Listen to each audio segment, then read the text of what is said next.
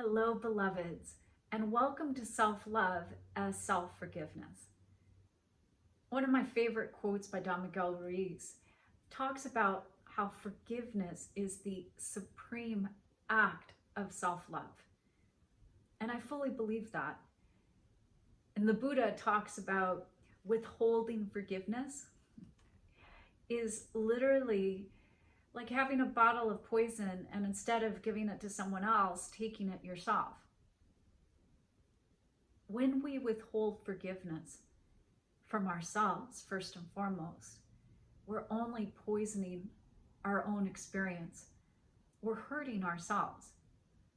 So it is true that the supreme act of self-love is through forgiving ourselves those places that we can take responsibility for creating wounds in our own lives. There's always something, and we are all doing the very best we can with what we know at the time. And yet, there have been times in our lives where we have self-sabotaged, where we know that there was a better decision to be made. And it could be about work, it could be about relationship, it could be about family of origin, about your health. Absolutely. There's no shortage for opportunities to demonstrate self-forgiveness in our lives when we look back at the encyclopedia of our own experience. But holding back that forgiveness keeps us tethered to the past. So if you think about it, it's like an energetic anchor from your heart to this situation, to that person, to this other situation. And all those anchors on your heart are really depleting. Self-forgiveness is the work of the heart chakra. So when we look at those opportunities to practice self-forgiveness, we feel lighter. And all these leaks of energy, kind of like driving up a hill with the parking brake on, just go away. They heal. And the momentum to go forward is a whole lot easier. It's a total experience of self-love the more you practice self-forgiveness. I look at my own life, and whenever I started to blame storm and look outside myself to put blame, nothing changed. But the moment that I looked within myself and said, what is my part in this situation? What is my part in this situation? So for instance, in my marriage, I knew before I got married that this was not a healthy choice for me. This was not going to be for my greatest good and growth. And it was already erratic, disturbing, it not making me feel safe. And from there, it became abusive to the nth degree. And it only got worse and worse through the years of my marriage. And through those years, I also knew this is not working. This is toxic. This is dangerous. This is unhealthy for me. And yet I continued to stay and stay. And the hardest work was not in forgiving him for his actions, but the hardest work was forgiving myself for staying in a toxic, unhealthy situation that was stealing my joy, my life energy, and years from my life that I'll never get back. I had to do some really deep work to offer myself forgiveness because it was a whole lot easier just to blame him and put the blame outside myself. But instead, once I decided that I have some responsibility in this too, and I forgave myself for not making better decisions, And I forgave myself from staying and staying and staying too long. I forgave myself for not asking for help from others sooner. I went through this whole list of places where I could offer myself forgiveness. And only then was I able to heal. Not the day that divorce papers were signed, not when I was living in another state away from him, not years later.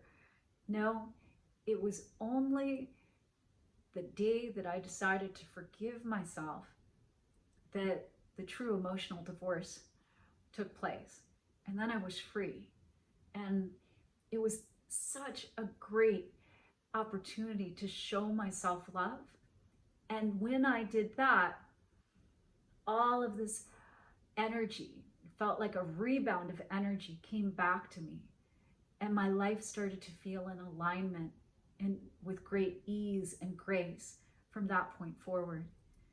But I could give 100 examples easily of places in my life where I withheld forgiveness. And that's why every single morning, the meditation that I practice and I teach is 5 parts. The first part, and why don't we try it? Take a tall seat or lie down, close your eyes, and just turn into your breath.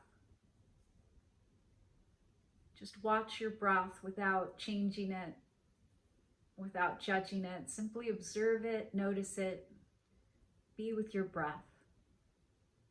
Anapanasati, this first breathing technique. Just observing your breath.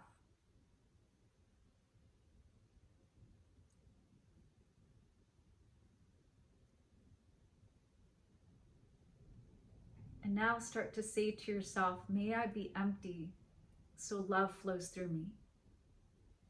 May I be empty so love flows through me. This is the second part. May I be empty so love flows through me.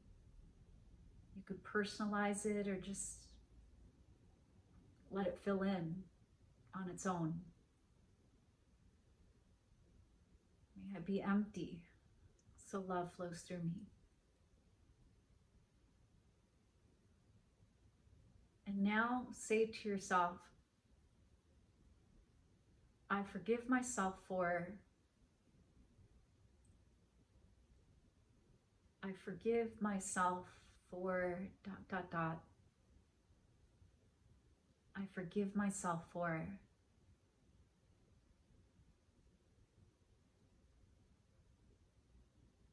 And stream of consciousness, whatever pops up, allow for it. No need to pull or push. I forgive myself for staying up too late. I forgive myself for not drinking enough water. I forgive myself for binge watching Netflix. I forgive myself for whatever it may be.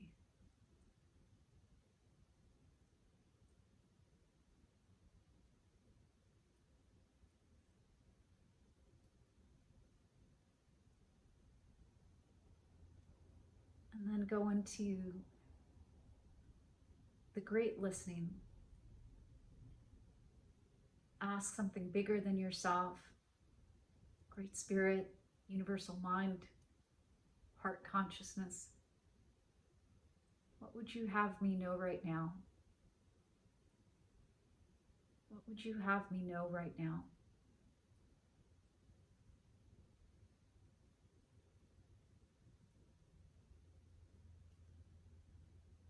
And just listen. Listen from your heart.